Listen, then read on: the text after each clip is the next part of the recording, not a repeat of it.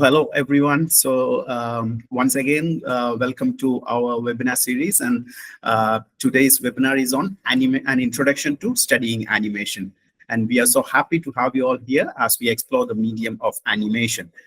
You will gain insights into animation techniques, explore different types of animation, and understand key industry roles through this webinar.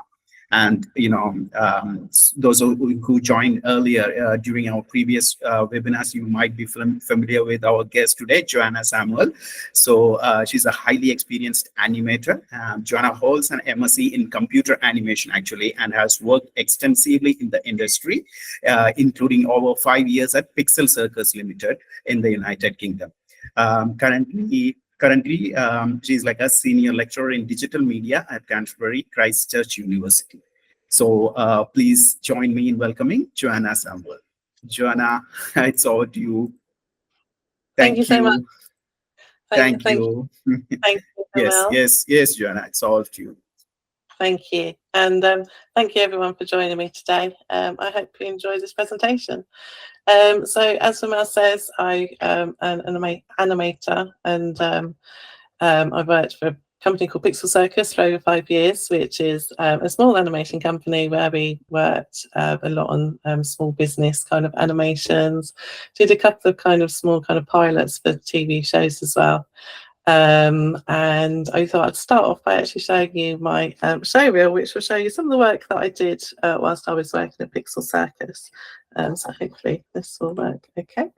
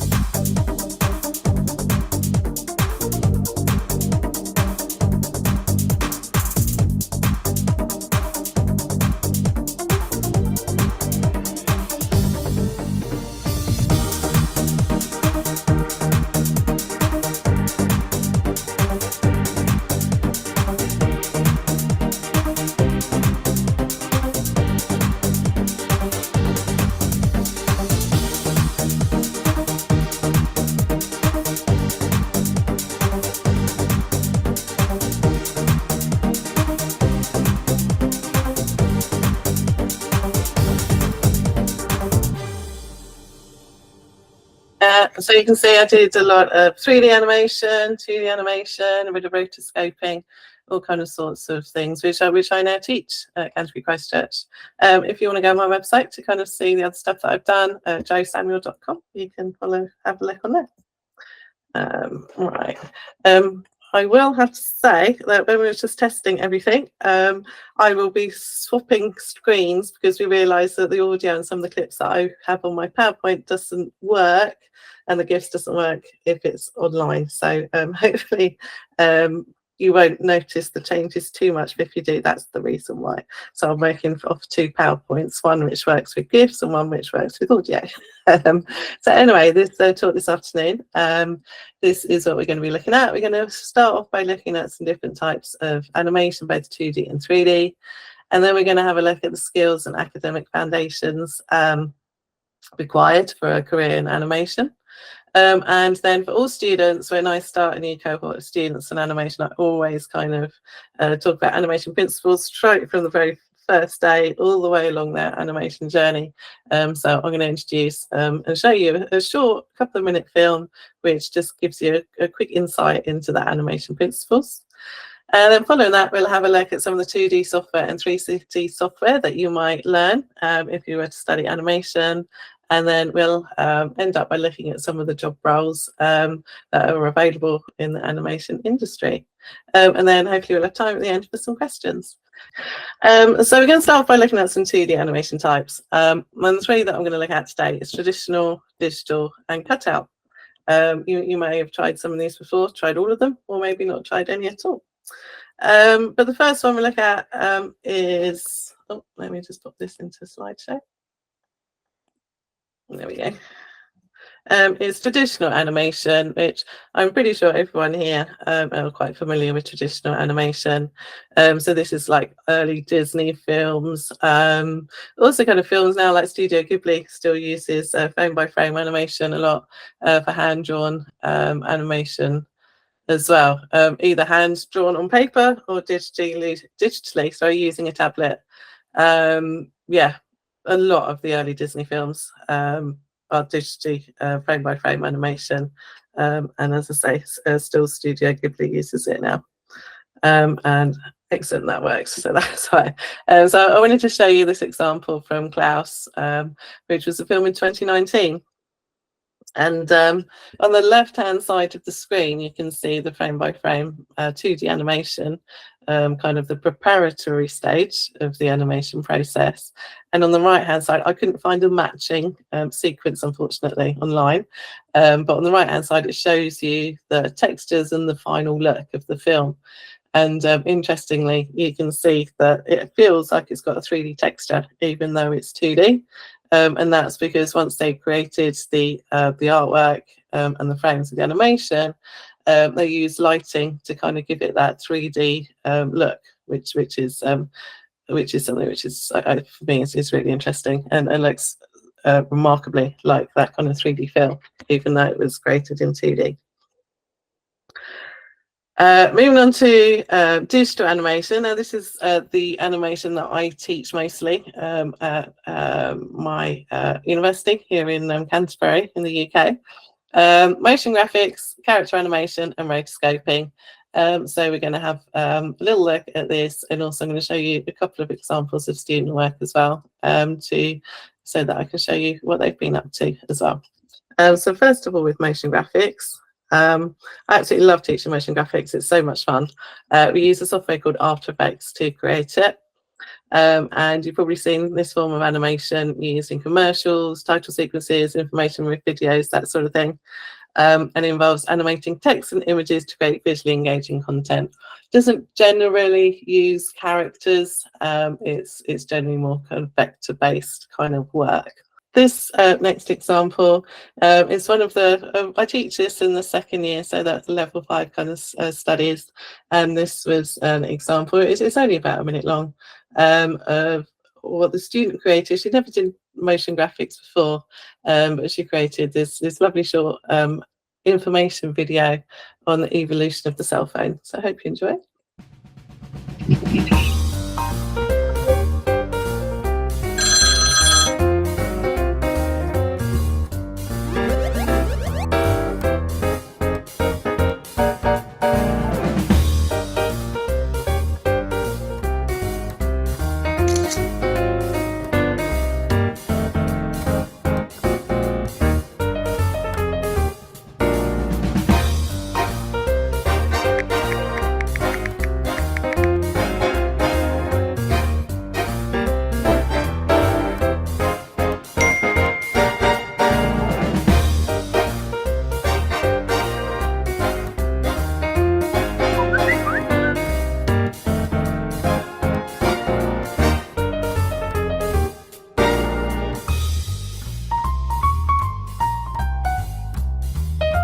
Hey Siri.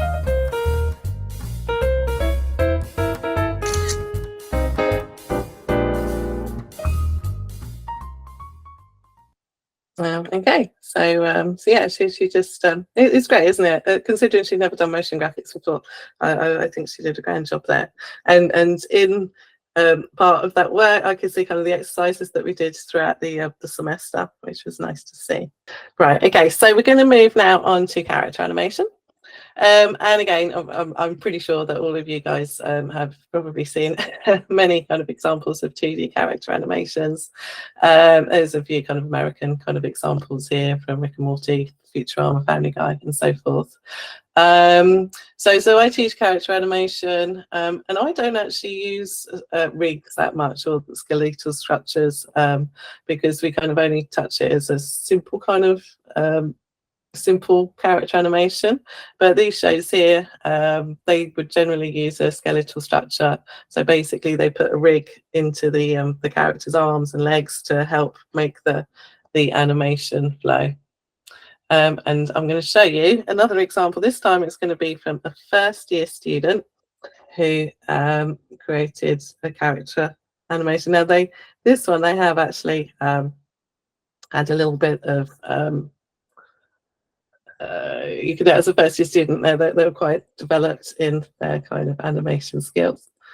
There it is. But I hope you enjoy it, because it's a good fun film. Again, the topic that I gave the students for this is to create a short 30 to 60 animation on the subject of sustainability.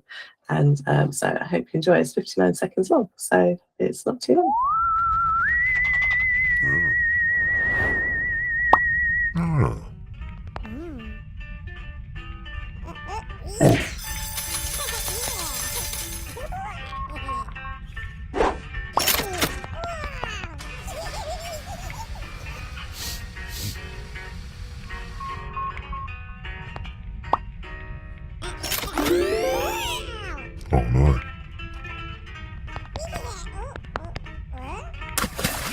Wait, what? What are you doing?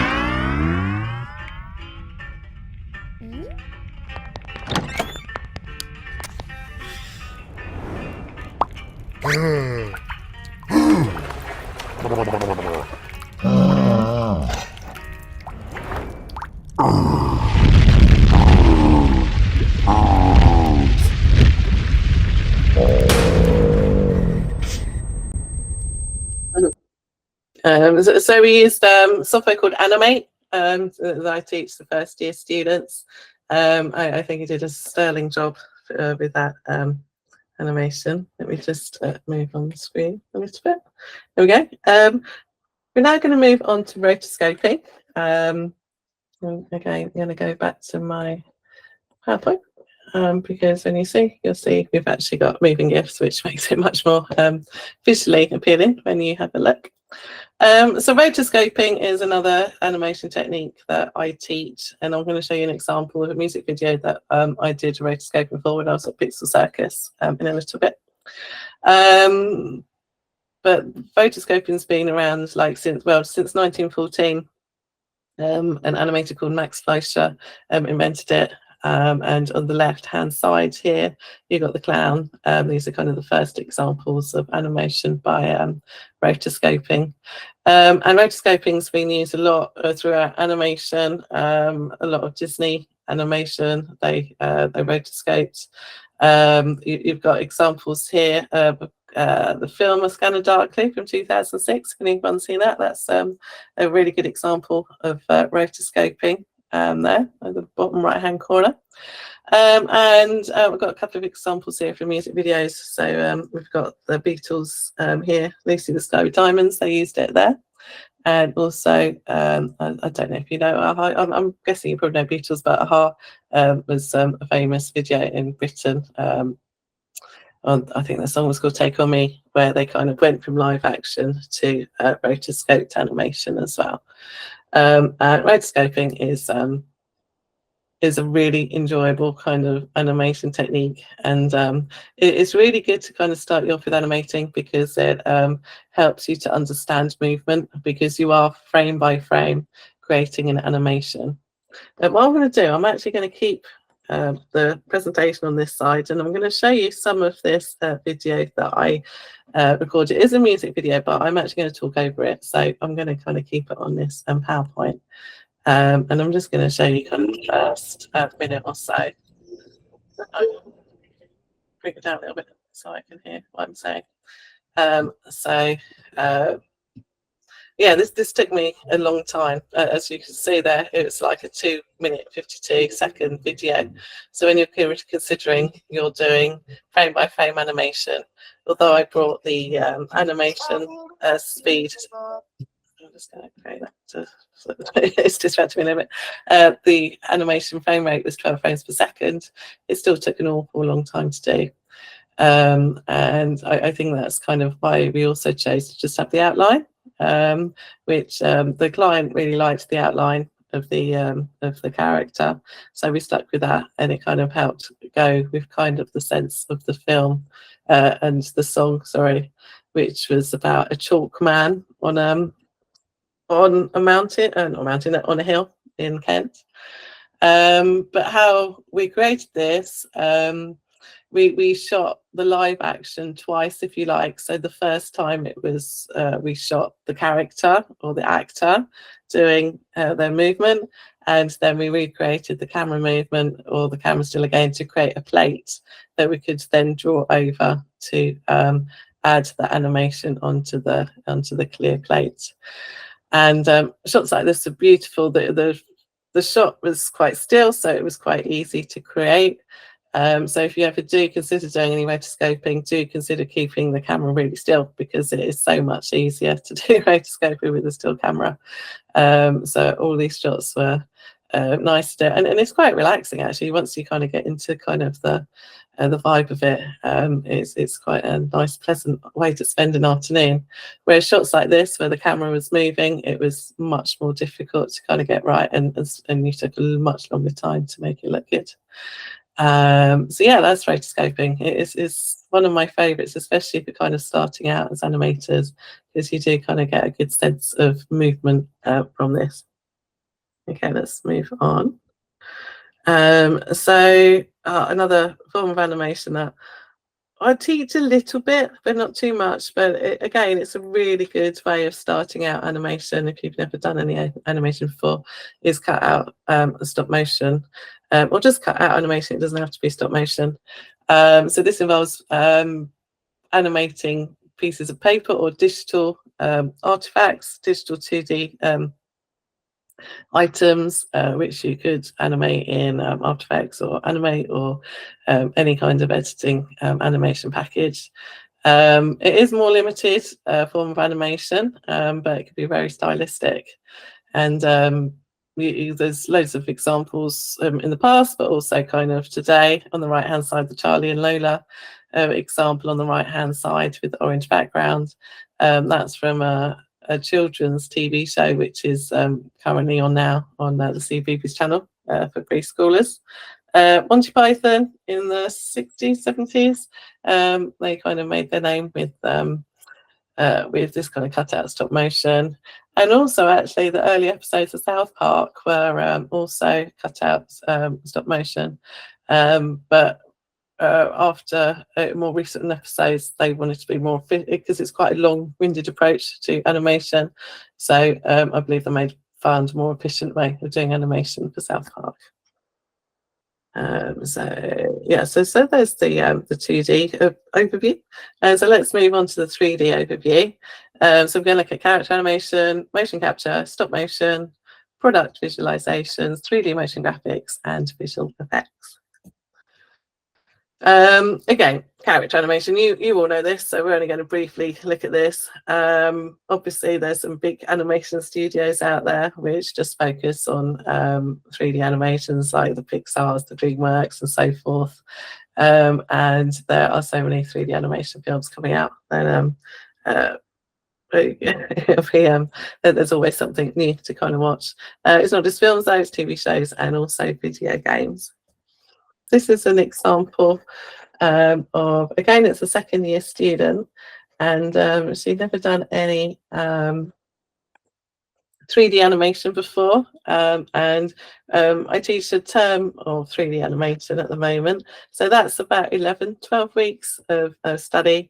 And at the very beginning, she'd never done 3D animation before, but by the end of it, she created this. So I hope you enjoy it. It's only it's just over 30 seconds long, so I hope you enjoy it.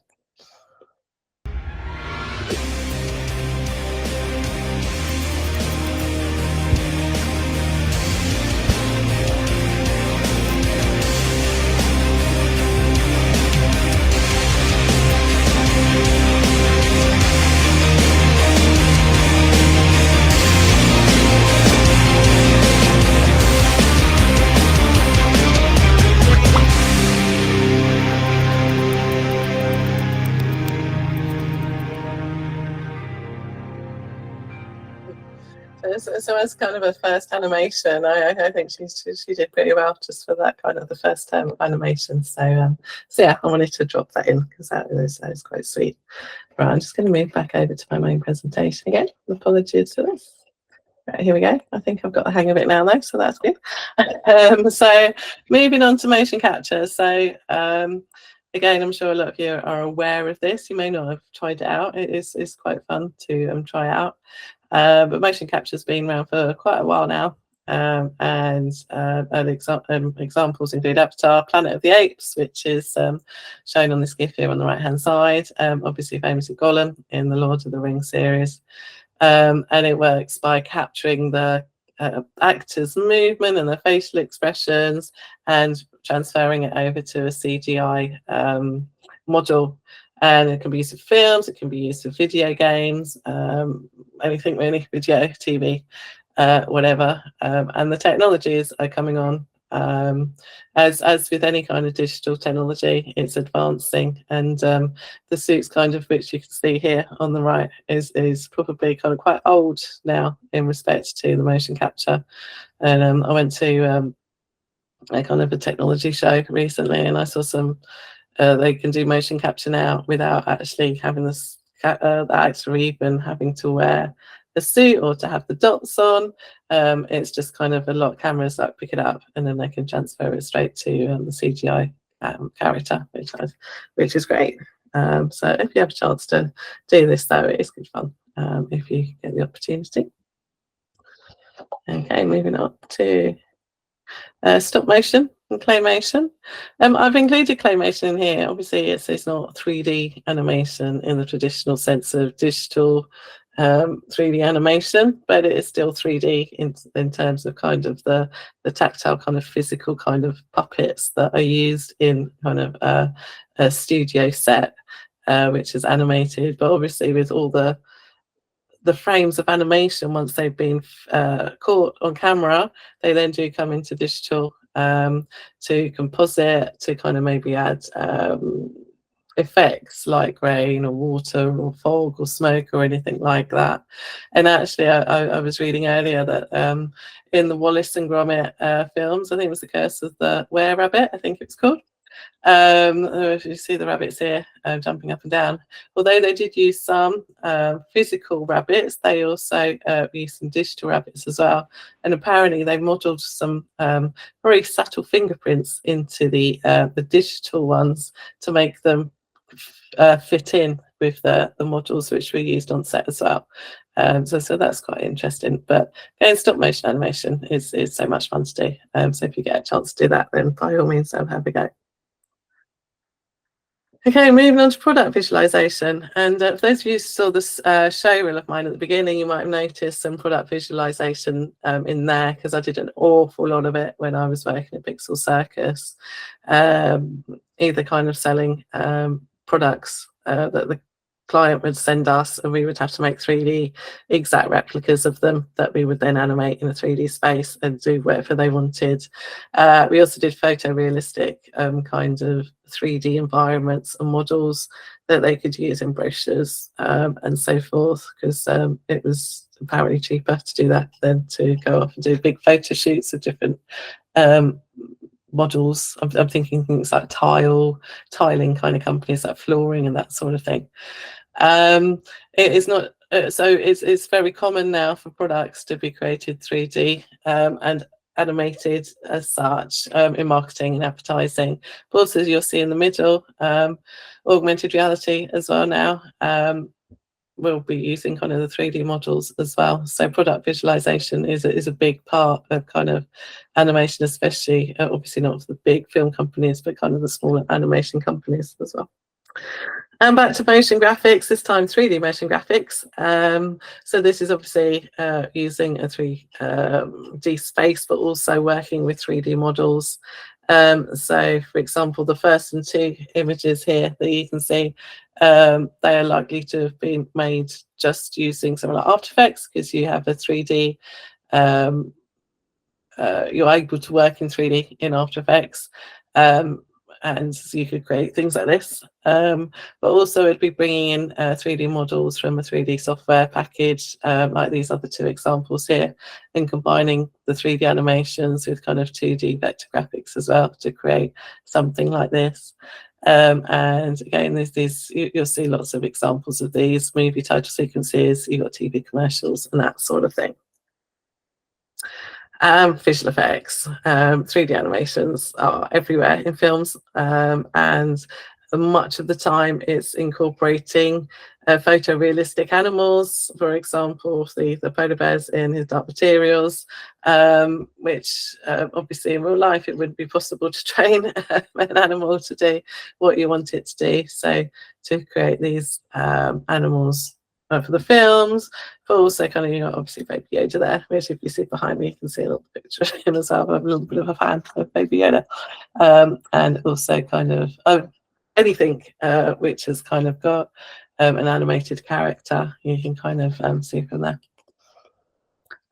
Okay, so I am going to move on. We kind of touched quite a bit on the skills, on the types of 2D, 3D animation.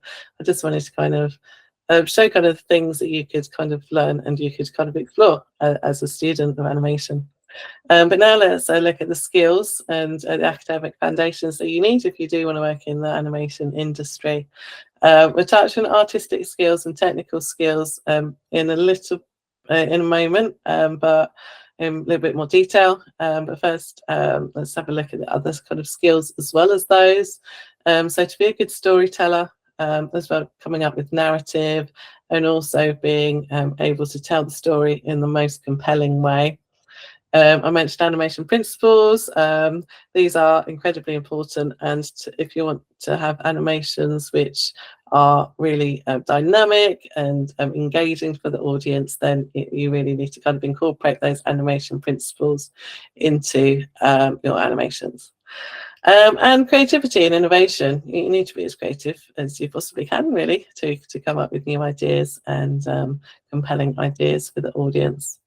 Attention to detail and patience is a huge must for animation, because animation does take time. You can't rush animation to get a really good job. You need to be patient. You need to have that eye for detail as well.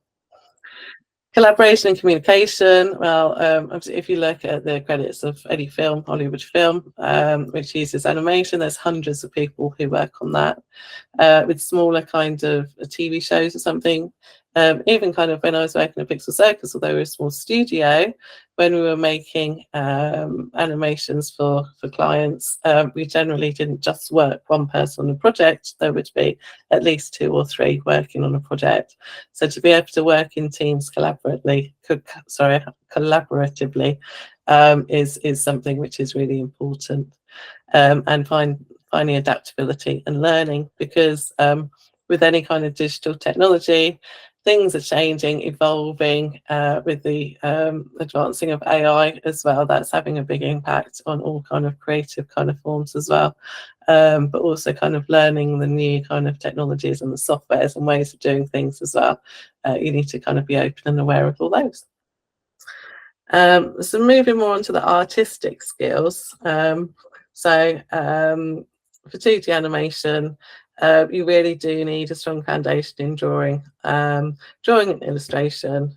I think that's quite obvious. You need to be able to draw the characters and repeatedly draw the characters if you're doing kind of frame by frame animation to create really nice animation.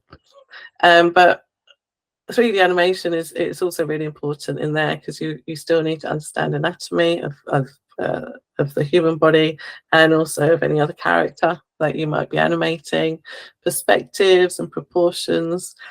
So for either sort of animation, it is 2D or 3D, it's really important. And if you're really serious about studying animation, then I would suggest trying to find some life drawing classes if there's any available to you, because it will really help to kind of understand form and the anatomy and the proportions of beings. If you can't do live drawings, then just maybe go out and just do sketches, sit in a park or a coffee place and kind of draw people walking past or something, maybe. So drawing a strong foundation is really essential. The second thing which is really important is the understanding of movement, because if you have a beautiful character but you don't understand how to move them properly in line with weight in line with physics and timing it well, then it's going to look odd and it's going to distract from the narrative that you're kind of trying to get across to your audience. A bad animation really sticks out, and that's because of the movement. If you've got the movement spot on, then even if it's not drawn as well, it will work so much better. You can even get some really nice animations of just like a sack, a flower sack, if the movement has been created. Lovely. So that's something which you really need to kind of focus on. And then finally, colour theory and design. Colour theory is really important. You need to have a good grasp of it, composition, and also design principles, because you really want your animations to be appealing. So that's kind of the third thing, which is kind of important for you to kind of practice and master. Technical skills. Well, whichever sort of animation you're doing, there will be at some point some sort of animation software that you use. Some are easier to use than others. You've got some basic 2D and stop motion that you can kind of practice as kind of an entry level. And then you've got the more complex kind of 3D softwares and games engines, which are obviously more, there's more of them to kind of learn and work with. So depending on what animation style you're going with, you will need to kind of have a basic understanding of keyframes and how everything works. For 3D animators, it's not just about, you need to create the model as well that you're going to animate, especially when you're kind of learning. Obviously, if you go and work for a large animation studio, you might be fortunate and just have to animate. You might not have to do modelling and rigging. But even if that's the case, an understanding of modelling and rigging is really important. So rigging is creating the skeleton of a character, which will make it move. So having practicing and modelling and rigging is really important. And compositing and editing. So when you create an animation, it generally comes out as a series of images that you will need to bring together in some form into an editing package, such as Premiere or After Effects is a really good one to do some compositing in as well. So you need to understand how to do the compositing and basic editing as well. And finally, sound and music. Now, a lot of my students, I think the thing that they get wrong most, especially at the beginning, is that they forget to put sound or music. As music, not so much. It is still important, but sound is really important for an animation. It can really enhance the what you're seeing and the visuals. So a basic knowledge of sound design and how you sync the audio with the animation is really going to be beneficial to kind of getting your animations to the next level. I could keep on talking about animation principles, and then hopefully the students start to include the animation principles into their work. You might have noticed some in the examples of the student work that I've shown. And this video here. So this is just a couple of minute film, which if you've never heard of animation principles before, it's a lovely introduction to show you the 12 basic principles of animation. So I'm just going to show that to you for all the next couple of minutes. Hope you enjoy.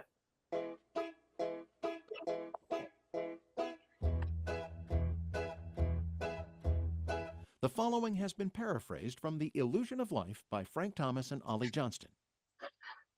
Squash and stretch. This action gives the illusion of weight and volume to a character as it moves. Anticipation. Prepares the audience for a major action the character is about to perform. Each major action is preceded with specific moves that anticipate for the audience what is about to happen. Staging. It's the presentation of an idea so that it is clear. Straight ahead and pose to pose.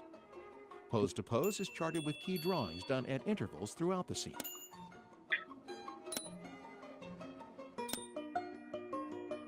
Straight ahead animation starts at the first drawing and works drawing to the end of a scene. Follow through and overlapping.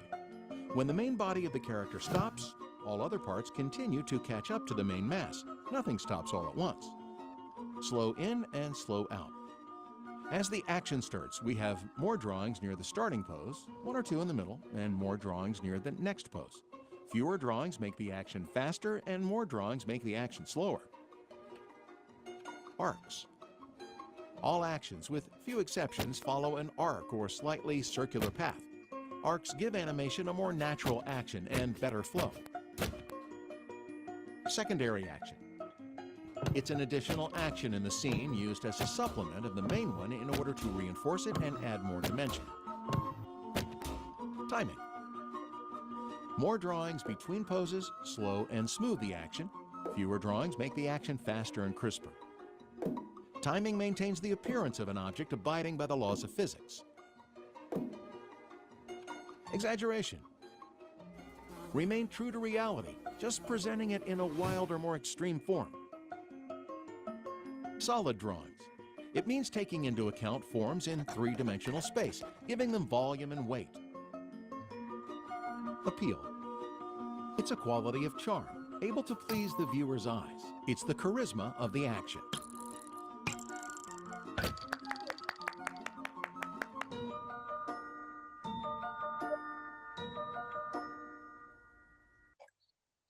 Okay, so yeah, I love that example because it is really succinct, and it's a good introduction to the animation principles. And as I say, it's just turn off. It is, yeah, instead of me talking about it for half an hour, I see in the first couple of minutes, and then I talk about it every week after that. So that's why it's important. Anyway, now let's move on to 2D software. So there's lots of software out there. Toon Boom Harmony is industry standard one, which a lot of the big kind of TV shows use. I don't actually teach Toon Boom Harmony. The software that I teach Animate, I teach After Effects, I teach Animation Photoshop as well for 2D, and Character Animator, which I'm going to show you in a minute. But it's a good one to learn. I think they do kind of student packages. I'm not 100% sure, but yeah. So that's Toon Boom Harmony.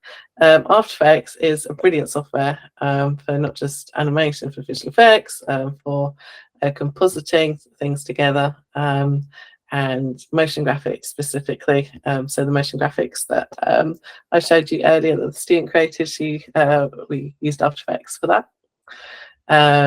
So if there's any software that you did want to know, something like Adobe After Effects is a really good one to learn because it has so many different uses as well. Animate. Okay, I'm going to have to jump over again. So I was going to show you the interface of Animate because that's what I teach my first years. But then I found this. I remembered because I watched this ages ago, that Animator versus Animation, the first one, and it was so good. And then I was like, oh, I think that shows the Animate interface in there. But the first one was very old, so it showed a really old Flash workspace, which I learned when I was first studying animation. So I found season 2, and I found this version. I'm just going to show you the first minute or so. It's a really sweet way of, oh, I've lost it, there we go. A really sweet way of introducing you to kind of the Animate a workspace and what you can do with it. So I'm just going to show you the first minute or so of it. Hope you enjoy.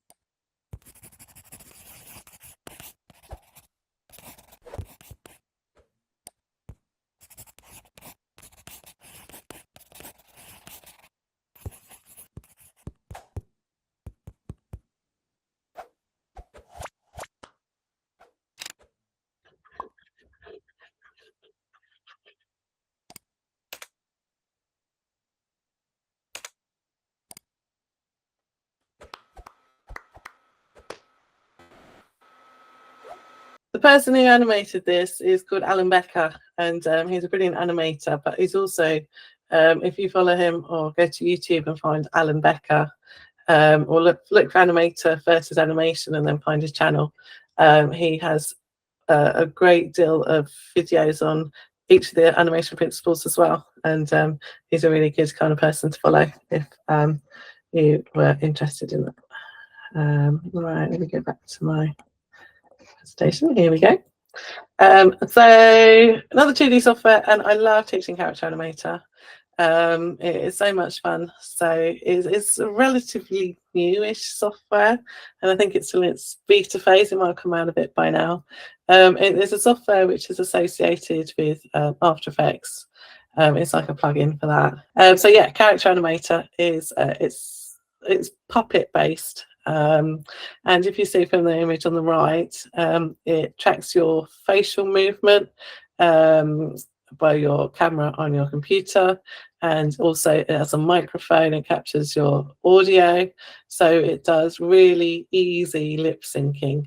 It does take a while to get a puppet which is original working well.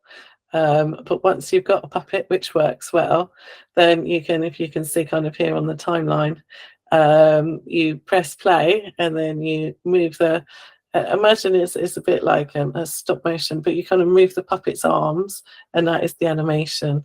And if you talk, it will capture, it will do the lip syncing for you. So it's a fun kind of thing. It allows you to do almost live animation if you like. It's been seen on some kind of live TV chat shows and that sort of thing before. So it's part of the Adobe suite. So if you have the Adobe Creative Cloud, you should be able to get that as well. And it is quite fun. And they do have a lot of entry kind of puppets. And there's two kind of phases. There's kind of the entry level, and then there's like the more advanced version. And it's good fun to get kind of some little characters and avatars kind of having a play around. So that's another software I would recommend playing with if you get the chance.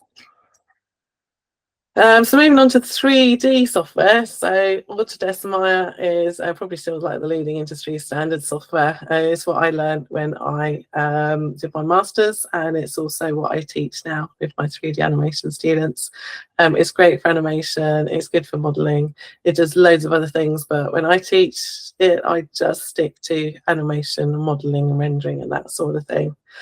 Blender is a software, or actually before I go into Blender, the good thing about Maya is that you can have, as a student, if you've got a student email address or student status, you can get a year's free license for any Autodesk product. So you just need to kind of sign up with your email address and prove that you're a student with your student ID or card or whatever. Blender is, I'm sure a lot of you have already kind of know about Blender. It's a free open source software, which so indie creators like it. And when it first started, it wasn't great, but it's come on leaps and bounds, and it is kind of really comparable with kind of the larger kind of Autodesk kind of products now. So that's one to have if you can't get an education free license, then have a go at Blender, I'd suggest. 3ds Max is also Autodesk now. I used this when I worked at Pixel Circus, and it was really good for the product, kind of creating photorealistic product designs. It's I would say clunky for animation, but we still do animation in it as well. But it's Autodesk as well, so if you can get that free license, you can have a go as well. But I would recommend, if you're doing animation, stick with Maya. If you're doing simple models, you can stick with Maya as well. But if you're just doing a lot of product design and visualizations, then Maya Max might be a better fit for you, because it just has sets of kind of staircases and stuff that you can kind of put into your scenes and so forth.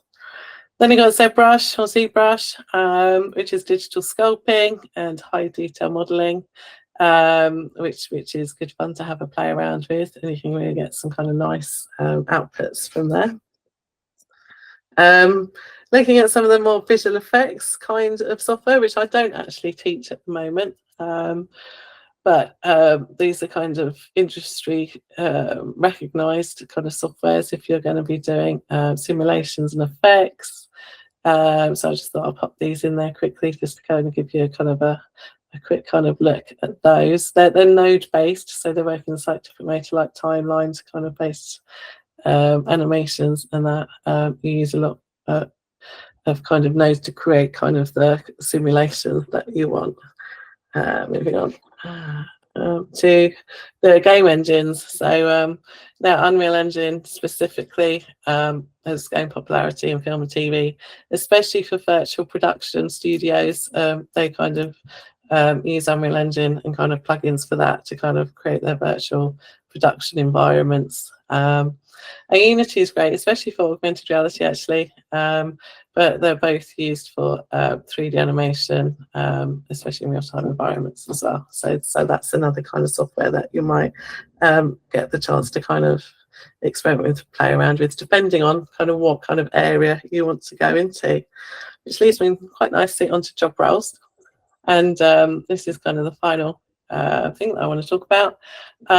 So there are so many different job roles around the animation industry, depending on kind of what your speciality is. You could potentially go into both 2D and 3D. So when I was kind of creating this presentation, I was kind of like, right, which one goes at 3D, 2D?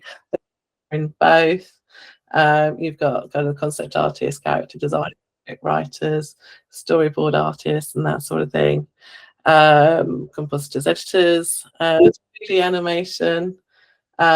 You've got 3D modelers, texture artists, rigging artists. I'm not going to go into huge detail here because I've realised that we've only got 5 minutes left as well. But what I did want to kind of say is that when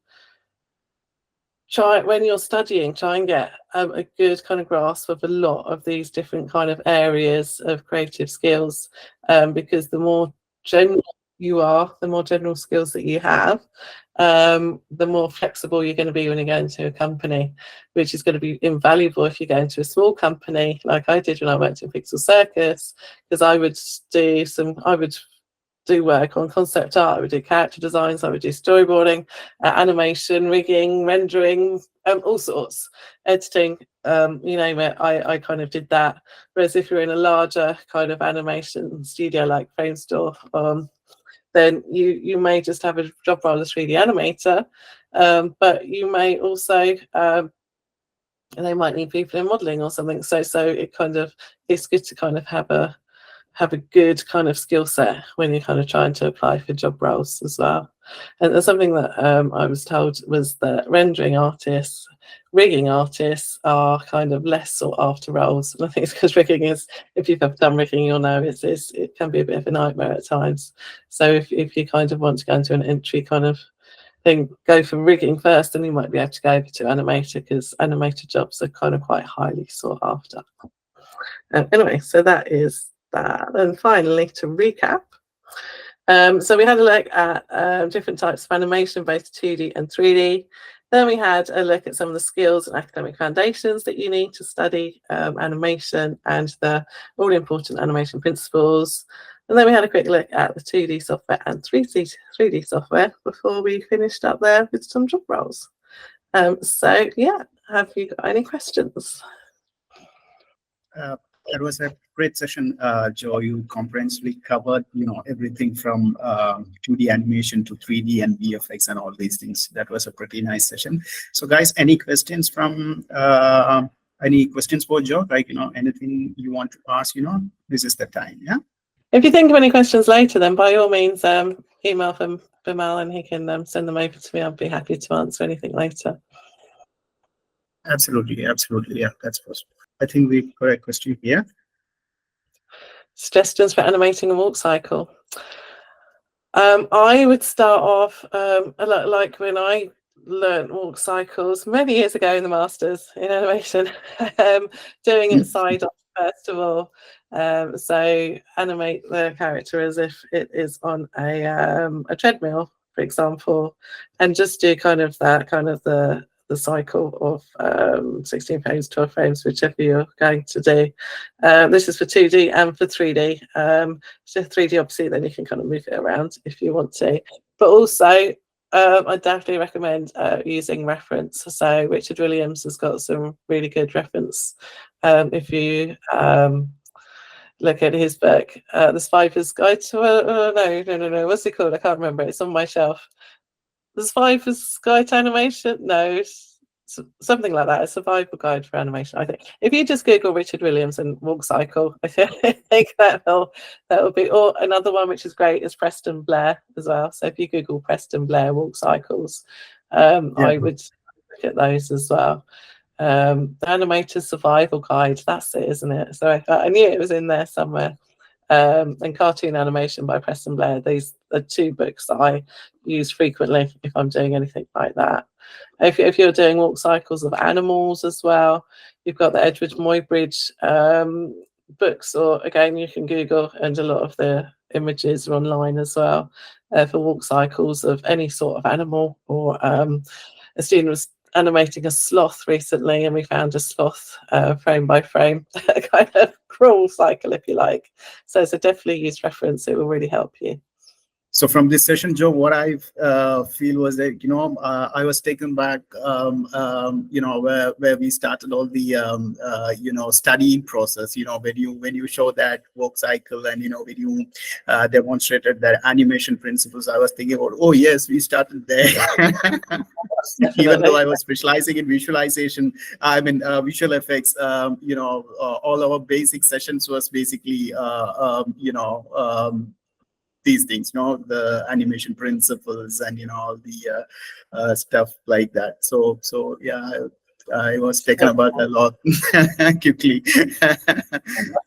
Nice. Yeah. So guys, any other questions? Yeah, obviously, if there is any questions later on, you can definitely post to our social media handles, or email, and I can direct that to Joe, and we will hopefully hear from that. Yeah. So I think that's time. That's for today, I believe. So Joe, I extend my thanks, and to you for spending this much of time with all of us, and we hopefully look forward to having more sessions. Maybe we will go a little bit more deeper on each topic. Maybe like once we have our students in place and all, we will be planning for a couple of more good sessions. Yeah. So Fantastic. That was a great session, and thanks a lot for your time. Thank you so much for inviting me, and thank you for listening. Thank you so much. Absolutely. Thank you, Joe. I'll be in touch. Yeah. Thank you, Adam. Thank you. Thank you. Thanks. Thank you.